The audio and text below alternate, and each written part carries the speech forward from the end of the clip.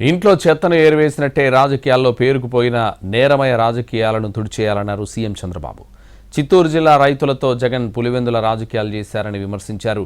ఎన్నికల టైంలో ఇచ్చిన హామీలని నెరవేర్చామని చెప్పారు. తిరుపతిలో జరిగిన స్వర్ణాంధ్ర స్వచ్ఛాంధ్ర కార్యక్రమంలో పాల్గొన్న చంద్రబాబు రైతులు మహిళలు సంతోషించేలా మరో 2 హామీలను త్వరలోనే నెరవేరుస్తామని తెలిపారు. ఆరోగ్యాన్ని కూడా లెక్క పెట్టుకోకుండా మీకు కీడు చేసే నాయకులు వచ్చారు.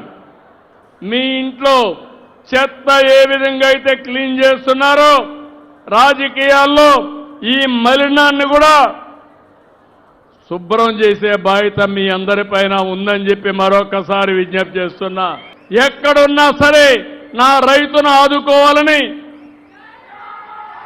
టన్నుకు 12,000 రూపాయలు చేసి ఫ్యాక్టరీని 8,000 రూపాయలు ఇమ్మని నేను 4,000 రూపాయలు ఒక టన్నుకి ఇచ్చి ఎంత బండి ఇస్తే అంత కొంటామని ముందుకెళ్ళాం.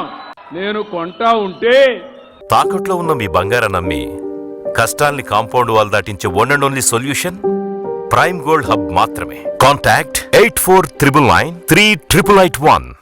బలవంతంగా ఒక 4 ట్రాక్టర్లు తీసుకొచ్చి రోడ్డు మీద పోసి పులివెందుల రాజకీయం చేసి ఆ రైతులు లబో దిబో నా మామిడికాయలు నువ్వు తీసుకుపోతున్నావు ఏంటంటే లెక్క పెట్టుకోకుండా రోడ్డు మీద పోసేశారు. సూపర్ 6 చెప్పాం, నిలబెట్టుకున్న పార్టీ తెలుగుదేశం పార్టీ. ఎన్డీఏ మా పిల్లల్ని చదువుకోవాలని చెప్పాను,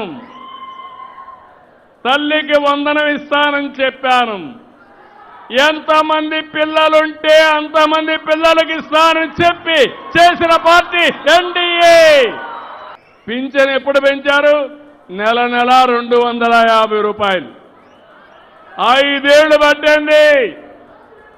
ఈరోజు నేను వచ్చిన తర్వాత ఒకేసారి ఏప్రిల్ నుంచి పెంచిన పింఛన్లు ఇచ్చానా లేదా?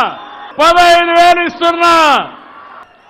రైతుకి అన్నదాత సుఖీభవ కేంద్రం ఎప్పుడు ఇస్తే అప్పుడు వాళ్ళ అకౌంట్లో మన వాటా కూడా డబ్బులు వేస్తా.